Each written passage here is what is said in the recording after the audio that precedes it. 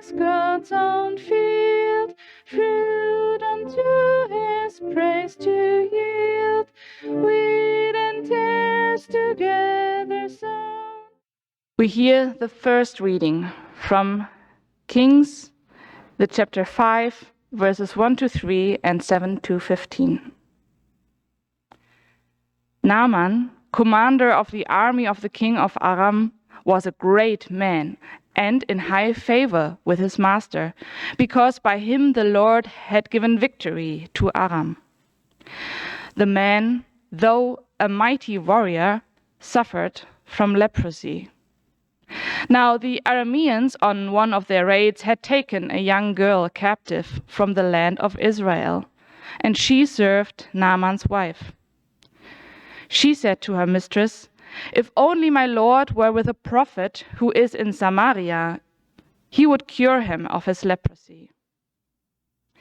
When the king of Israel read the letter of recommendation that was sent to him by Naaman and asking for help, he tore his clothes and said, "Am I God to give death or life, that this man sends word to me to cure a man of his leprosy? Just look and see how he is trying to pick a quarrel with me."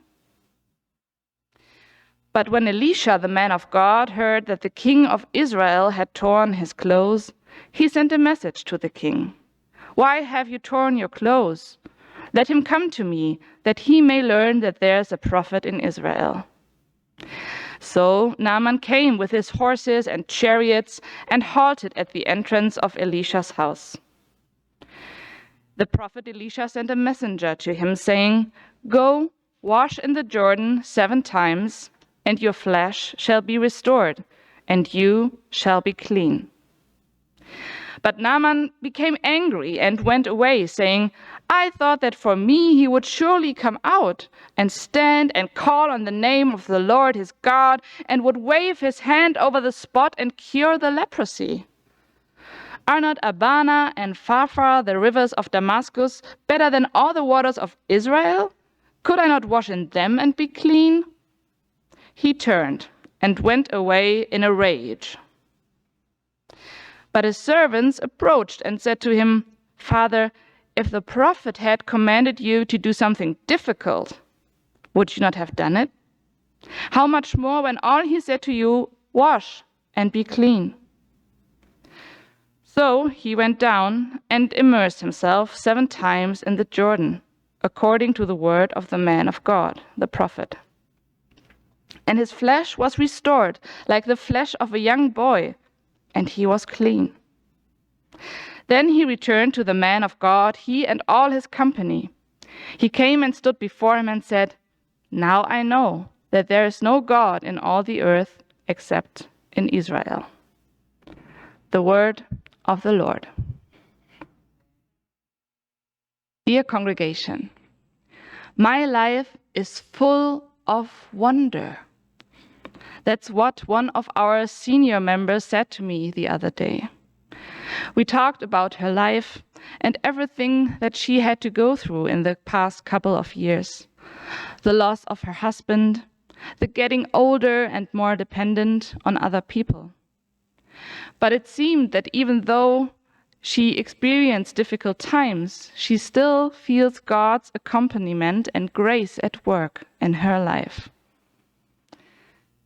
The Bible is also a book of wonder, telling us how God is with his people from the start, and he finds miraculous ways of showing us how he cares.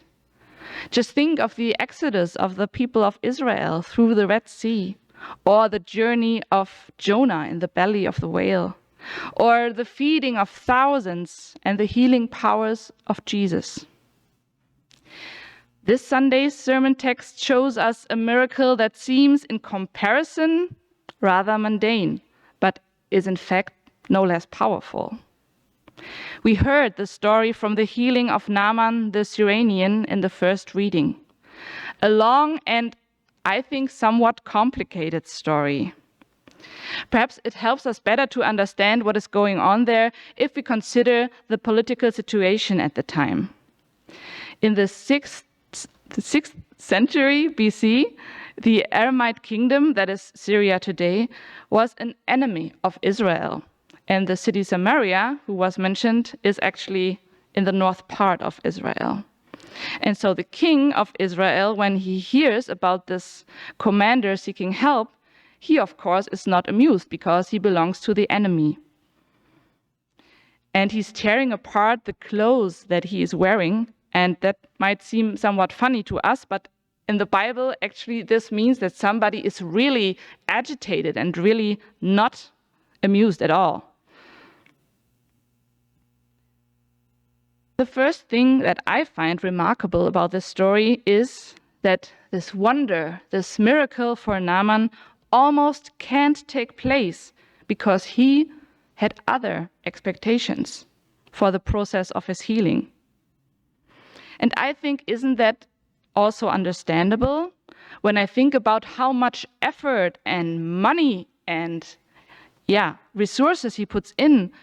He even accepts a journey that is probably rather arduous in order to be finally healed of his illness.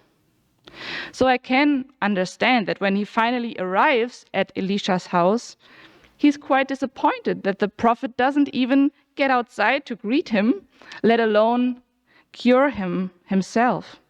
He sends his servant to tell him to go to the river Jordan and to immerse himself. No magical experience, no healing hands. It's very simple and essential what he's supposed to do.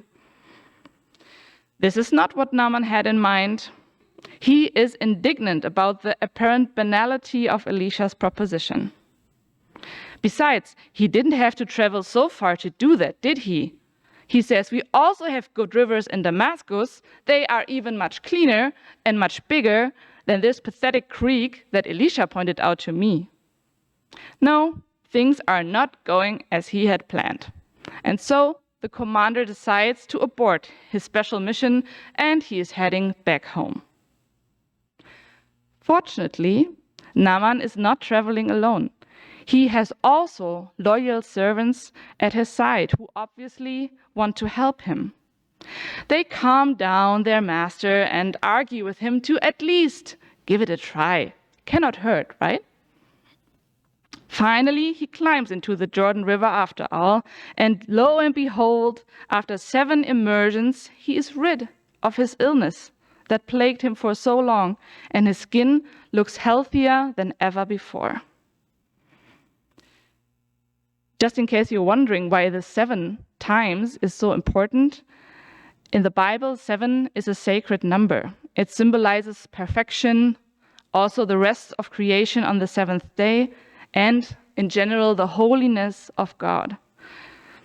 And the Jordan River, although a relatively small stream at the time, was considered a holy place, the river of God. Its waters symbolize God's healing presence in that moment. And I imagine how relieved and grateful Naaman must have felt when he bathed in the Jordan and felt his skin changing. He experienced God's healing presence in a miracle out of the ordinary. And the scene of Naaman at the River Jordan actually reminds me of another scene in the New Testament, thousands of years later. Jesus' own baptism in the same river, accompanied by the promise of God that said to him, "You are my beloved child, and I have joy in you and your existence." The water of baptism is no less humble today than it was back then. But whether we are just sprinkled like we do it here with the water or are fully immersed in it like it's done in other churches, this water is supposed to remind us we all live from a grace that precedes us, and God is willing to show himself again and again, and more often than not, in small and perhaps almost overlooked moments in our everyday life, to reassure us and to make us feel his beloved children also.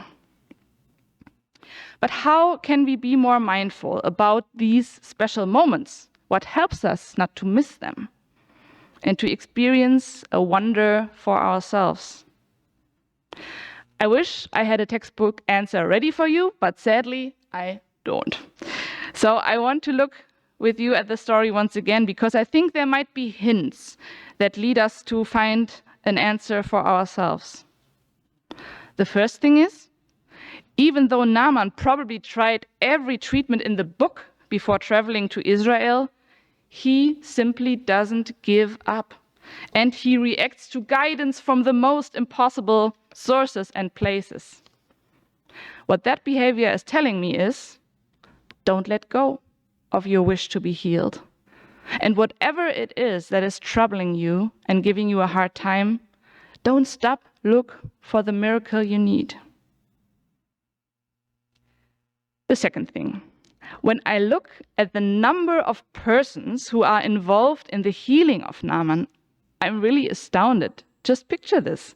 At the beginning, there is the Israelite maid who, for some reason, even though she is a slave to the wife of Naaman, feels pity for him. She's empathetic and she wants to help. So she mentions the possibility of being cured in Israel to her mistress, who talks then to her husband, who talks to his superior. This part actually was left out in the reading because it would have just been too long. And so his superior writes a letter to the king of Israel, pointing out that Naaman is a good fellow and that he should help him.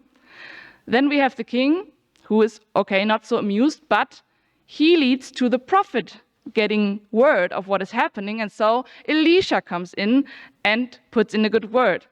And then we have another servant, the one of Elisha, delivering the good message, like how he is to be cured. And then at the very end, once again, the servants play such an important part because they are the ones that are getting, this is important. You really need to do this. And he listens. So it's 7. I didn't even plan that. See, 7 people are involved in this. And that's also one thing I can learn from the story, that for a miracle to happen, we need other people. Mostly it happens not on its own accord, but people are involved. And I believe in God also sending these people to our sides if we don't get it. The third thing, miracles can happen if we dare to cross borders of all kinds.